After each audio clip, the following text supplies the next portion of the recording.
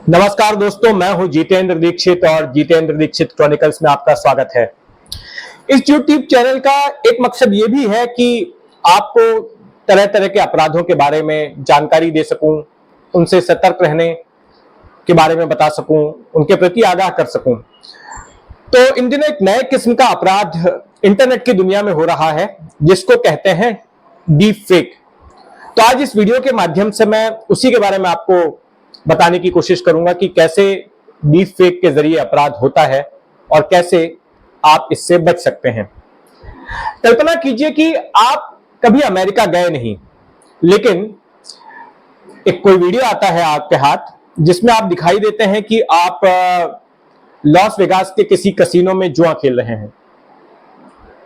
सोचिए कि आप कभी जापान नहीं गए, लेकिन आप टोक्यो से हिरोशिमा के बीच किसी बुलेट ट्रेन में सफर करते हुए नजर आ रहे हैं।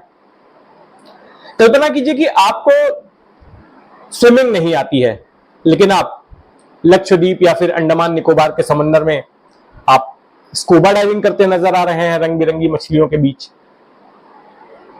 या फिर सोचिए कि आप कभी थाईलैंड नहीं गए, लेकिन बैंकॉक की वॉकिंग स्ट्रीट में आप चहलकदमी करते हुए दिख रहे हैं। आप कभी किसी कोई शख्स से मुलाकात आपने कभी अपने जीवन में नहीं की, लेकिन किसी वीडियो में दिखाई देता है कि आप उसके साथ बैठकर चाय कॉफी पी रहे हैं या उसके साथ बैडमिंटन खेल रहे हैं, क्रिकेट खेल रहे हैं। तो ये सारा कुछ मुमकिन हो सकता है डीप फेक के जरिए। डीप फेक क्या है? डीप फेक दरअसल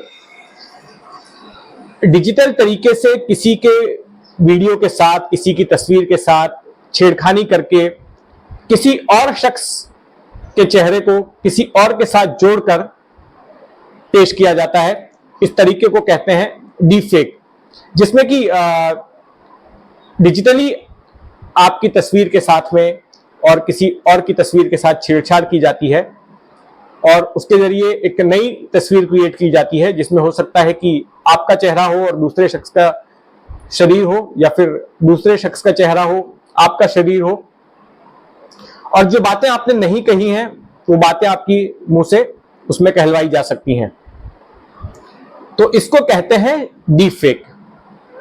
तो हाल ही में दो ऐसे मामले आए जिनसे काफी सनसनी फैल गई। एक मामला अभिनेत्री रश्मिका मंडाना का है, जो कि पुष्पा फिल्म से काफी चर्चित हुई थी, जो 2 साल पहले पुष्पा नाम की फिल्म आई थी, और इसके बाद भी और कई फिल्मों में, सीरीज में वो काम कर रही हैं। और दूसरा मामला कटरीना कैफ का। तो ये जो दोनों ही अभिनेत्रियां हैं, इनके डीप फेक वीडियोस, जहां तक मंडाना का मामला, उसमें एक वीडियो आया और कटरीना के मामले में एक तस्वीर आई। दोनों में कंटेंट के साथ छेड़खानी की गई। रश्मिका मंडाना के मामले में एक ब्रिटिश इंडियन इन्फ्लुएंसर है ज़ारा पटेल, उनके वीडियो का इस्तेमाल किया गया कि वो एक लिफ्ट के अंदर घुस रही हैं, तो उसमें छेड़छाड़ करके उनके चेहरे की जगह पे लगा दिया गया रश्मिका मंडाना का चेहरा। तो वीडियो को देखकर ऐसा लग रहा है कि रश्मिका मंडाना जो है लिफ्ट के अंदर जा रही हैं। दूसरा मामला कटरीना कैफ का है। उनकी जो आने वाली फिल्म है टाइगर 3, उसका स्क्रीनशॉट उन्होंने ट्रेलर का शेयर किया था सोशल मीडिया पर। तो उसके साथ भी छेड़खानी की गई और उसमें वो टॉवेल पहनकर एक एक्शन सीन करते हुए नजर आ रही हैं, लेकिन उस तस्वीर को मॉर्फ किया गया और उसमें जो उनकी ऊपरी पोशाक है वो बदल दी गई है और कुछ और पहने हुए वो नजर आ रही हैं। तो ये 2 सेलिब्रिटीज ऐसे हैं जिनके साथ डीप फेक के जरिए इस तरह से छेड़खानी करने की कोशिश हुई, और इन्होंने काफी चिंता जताई। रश्मिका मंडाना ने चिंता जताई कि जिस तरह से ये हो रहा है, तकनीक का इस्तेमाल करके लोग इस तरह का काम कर रहे हैं, ये काफी खतरनाक है। जिस महिला का, जिस सोशल मीडिया इन्फ्लुएंसर का वीडियो इस्तेमाल किया गया था मंडाना के मामले में, ज़ारा पटेल, उसने भी चिंता जताई और कहा कि ये बेहद खौफनाक है और ऐसे किसी की भी जिंदगी के साथ खिलवाड़ किया जा सकता है। उसने एक लंबा सोशल मीडिया पोस्ट डाला अपना डर जताते हुए।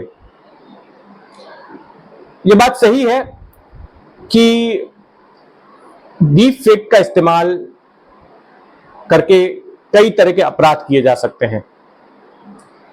किसी को डिफेम किया जा सकता है, किसी की मानहानि की जा सकती है, फेक न्यूज स्प्रेड कराया जा सकता है कि अगर किसी ने कोई बयान नहीं दिया हो तब भी आप उसका एक डीप फेक के जरिए वीडियो जनरेट कीजिए और उसने जो नहीं कहा है उसके मुंह से कहलवाइए और फिर उसको सर्कुलेट कीजिए। ऐसा बहुत खतरनाक हो सकता है। इसलिए जो भी आपको व्हाट्सएप यूनिवर्सिटी से जो वीडियोज आते हैं उन पर यकीन करने से पहले जरा ठीक से सोच लें कि कहीं ऐसा तो नहीं कि ये डीप फेक हो।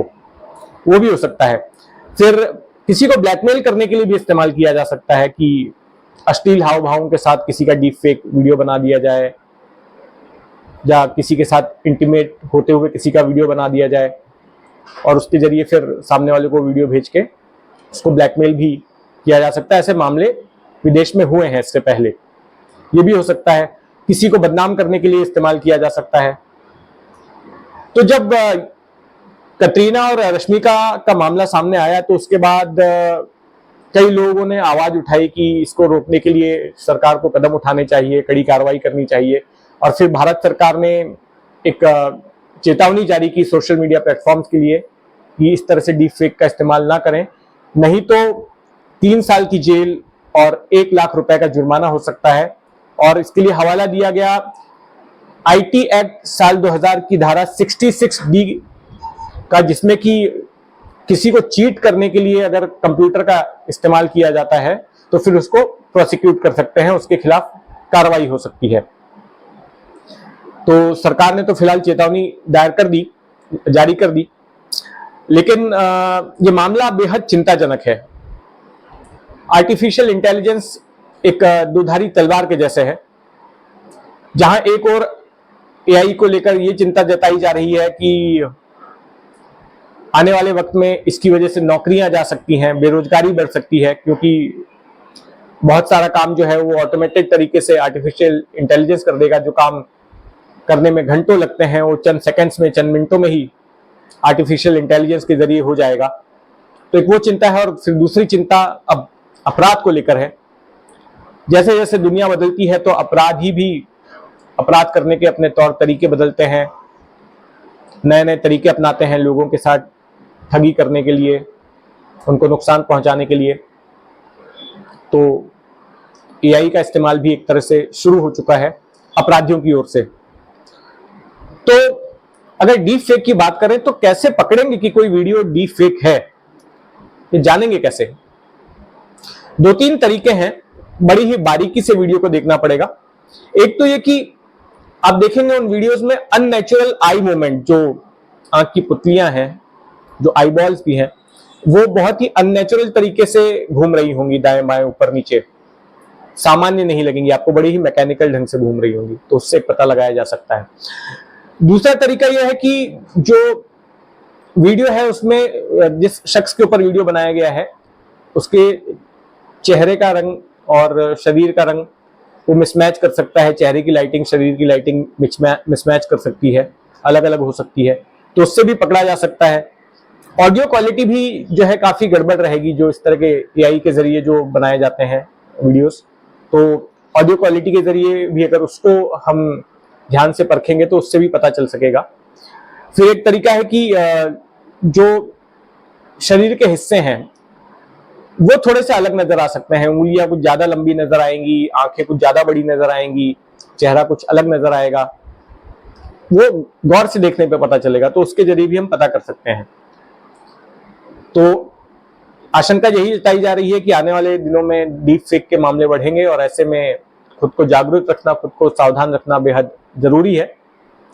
और ये भी जो तरीके मैंने बताए डीप फेक को पकड़ने के, तो इसमें भी एडवांसमेंट हो सकता है कि ये जो कमियां हैं जिससे कि डीप फेक वीडियो को पकड़ा जा सके। तो जैसे जैसे टेक्नोलॉजी तेजी से आगे बढ़ रही है इसमें भी बदलाव हो सकते हैं। तो उसका तोड़ भी आईटी इंडस्ट्री को निकालना पड़ेगा कि कैसे डीप फेक वीडियोस को पकड़ा जाए। तो ये वीडियो कैसा लगा आपको नीचे कमेंट बॉक्स में जरूर बताइएगा। मुझे आपकी टिप्पणियों का इंतजार रहेगा, और अगर आपने इस चैनल को सब्सक्राइब नहीं किया है अब तक तो सब्सक्राइब कर लें, बेल आइकन को दबाएं ताकि जब भी नया वीडियो डालूं तो आपको पता चल सके। धन्यवाद।